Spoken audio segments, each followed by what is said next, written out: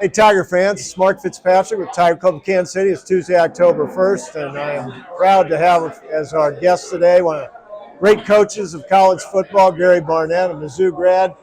Gary, a fascinating presentation today, and we talked a lot more about what goes on off the field than on it. Well, I'm learning more about what goes on off the field than on it as I go through this, and so it's fascinating.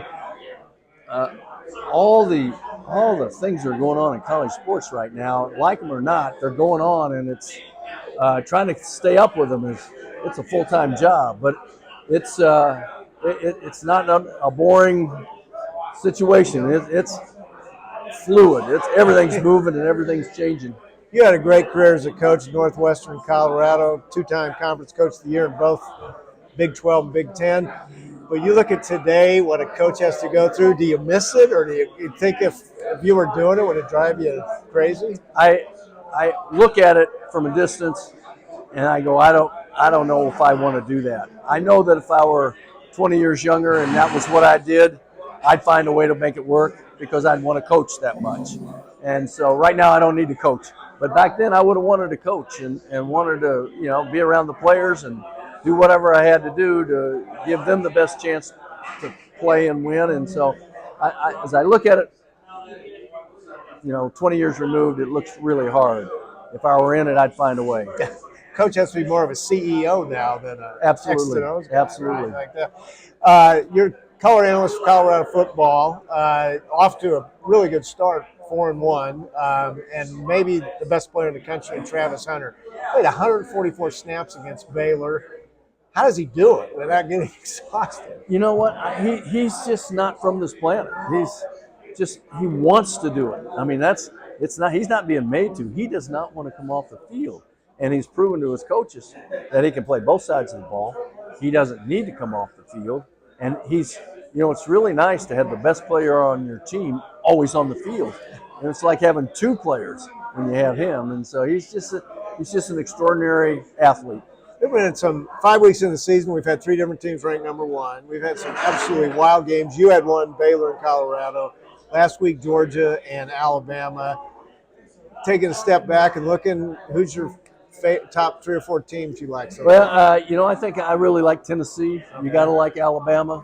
Those two teams. I think Ohio State is a team that's going to be in there. After that, there's about 7 or 8 undefeated teams that are out there, and that's not to discount Boise. I think Boise will get in the playoffs just because I think they're going to be the best of those other teams, but they're going to have to beat UNLV. But, I think the Big 12 is sort of going to cannibalize itself a little bit. They'll get one team in. I'm not sure who it's going to be. I think Kansas State, Utah, maybe Iowa State are the best 3 teams there, and I don't know, we could be before it's all over. But I think right now I really like Alabama. I like Tennessee. I like Clemson still.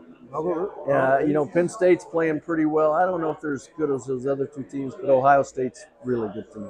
What are your thoughts about our Missouri Tigers? I like Missouri. I think the way things are going, you're in a great position. You're going to play.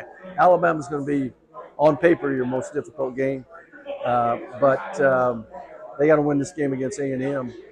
But I think they've got enough weapons.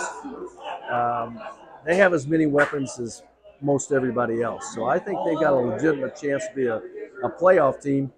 If both Tennessee and Alabama keep winning, though, that means they get 3 out of the SEC, which is, for the first year, I think people are sort of expecting that. So they need to fight. They're going to have to be ahead of Georgia. This helps them. Yeah, having Georgia get beat by Alabama. Yeah, because they don't get to play. Yeah, they do get to play Alabama. You coached at A&M. I went to a game down there 10 years ago. It really is maybe the greatest atmosphere in college football. What kind of challenges Mizzou will have this week? Well, I think they're in a great spot because they're embarrassed by the way they played 2 weeks ago. They escaped with a win, and I think they've had 2 weeks now to get better.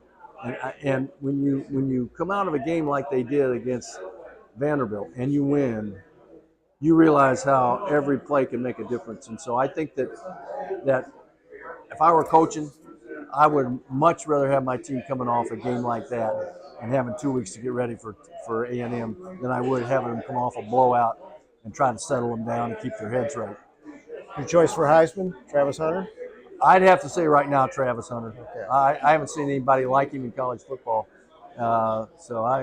Right now, that's what I'd say. I think you should get it on endurance alone. Yeah, I do too. Hey, Gary, thank Thanks, you. Mark. You come in from Colorado every year, and we really appreciate it. Thank you very much. much. Mizzou Tiger, great coach.